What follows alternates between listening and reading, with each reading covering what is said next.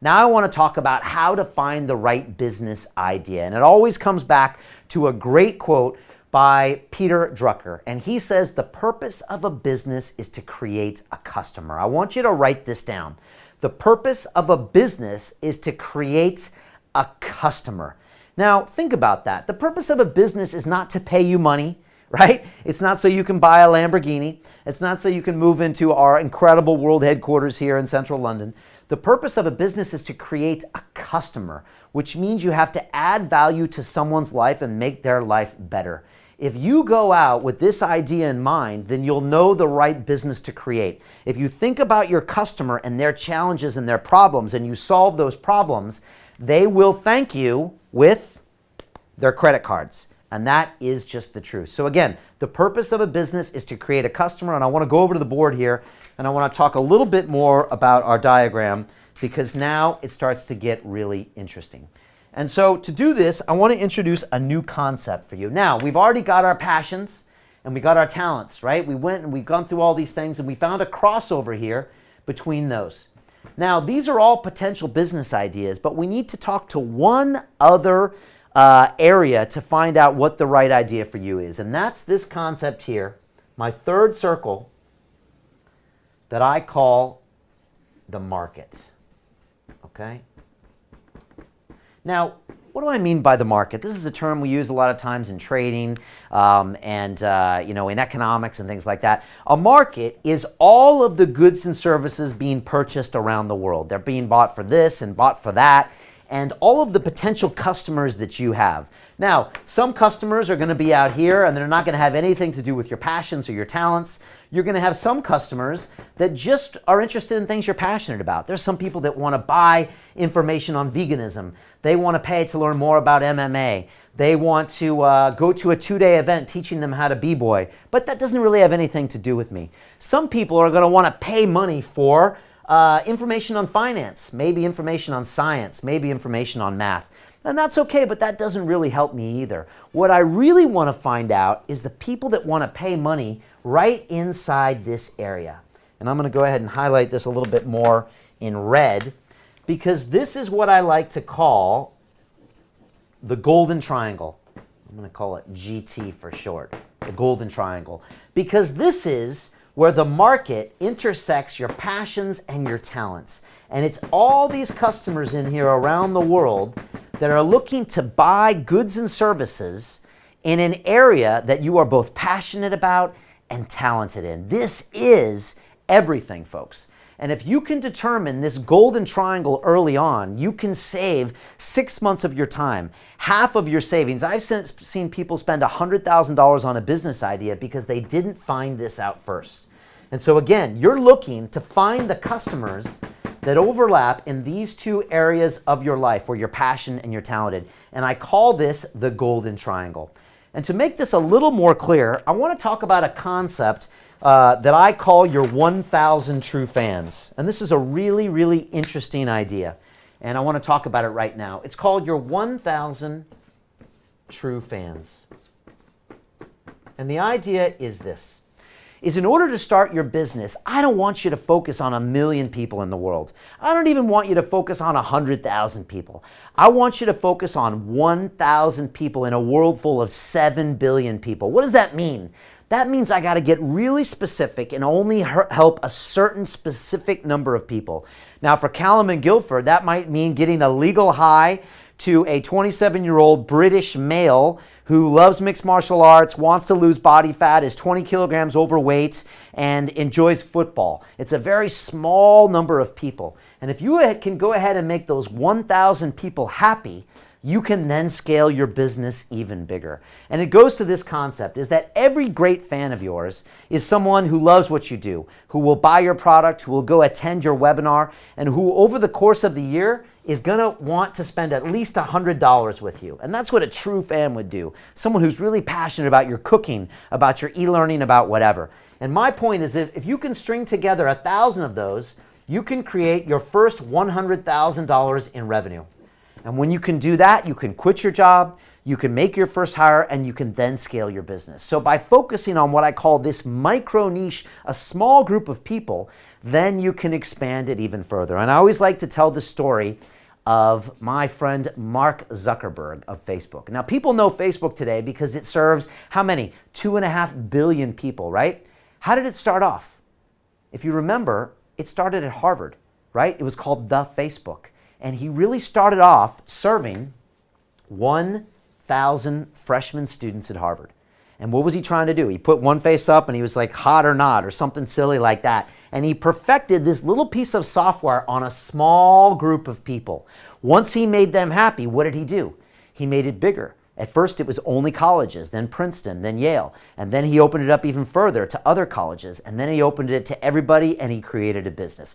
All because he focused on his 1,000 true fans. And that's why right now, I want you to find that small section of people that you can make happy with your business. And again, this is called a micro niche. And so right now, I want you to talk about the business idea that can solve the problem for that specific person. And I want you to go ahead and type this in the chat. So for Callum, you might say, well, I want to start a business that helps this specific person solve this specific challenge. For the person with young children communication, I want to help 5 to 8-year-old girls be able to speak to their teachers and other adults in a coherent way. I want to teach 65-year-old women in South Florida that their life doesn't end with retirement. I want to teach 28-year-old people in California how to be the best coffee barista there is. You see where I'm going with this. And again, go very micro. The more specific you are about the challenge, about the customer, the more successful you will be. So again, type your idea right now there in the chat and tell me the very specific challenge that you're going to solve with your business. And again, the more micro you go, the better. And that's what this concept I have called the micro niche. So I want you to go ahead and type that in right now. And I want to tell you a little bit about one of my students. Her name is Paletta, and she is a yoga instructor, a movement instructor, and a dance instructor. And she came to me and said, Brian, I love doing all of these things. I love teaching yoga and dance and movement. And I said, whoa, slow down. Let's talk about your 1,000 true fans. I only want you to help 1,000 people, not 1,000,000 people. She said, no, I want to help everybody. I said, yeah, but if you try to help everybody, you're going to get nowhere in your business, and you're not going to make your first $100,000 in revenue, which will get you to the next level. And she said, okay, well, I want to teach people that have a problem connecting with their mind and their body and their soul. A lot of people can't get all three things together at the same point. I want to focus on those people. I want to focus on a female-only audience, 25 to 30 years old, that are probably based in the UK. I said, okay, now you're talking about your 1,000 true fans. So it was 25 to 30-year-old women, and it was a mind, body, and soul connection. Again, being very specific about that challenge and helping them do that. So she went in, found this micro niche in our business accelerator. She went on and sold 38 of these courses in 8 weeks. She made thousands of dollars. Her course was called Slay with Essence. And here's a little bit more about Paletta and her journey to find the micro niche. My name is Paletta. I'm a movement artist. I'm a choreographer.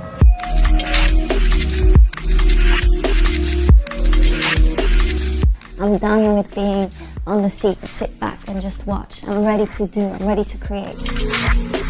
When I discovered the Business Accelerator, I was like, okay, this is what I need to do. I think for me it was really difficult because I was like, what is my business? It became much more clearer as I started to reach out to my audience to start understand what do they want. And I really feel like, okay, now, I can finally give what I've been building up. I ended up selling 38 courses. 38? Yeah. Quite a lot. The people who go through the same process as you are very, very precious. And you build a connection that you don't necessarily build with someone else. And meeting them in person, yes!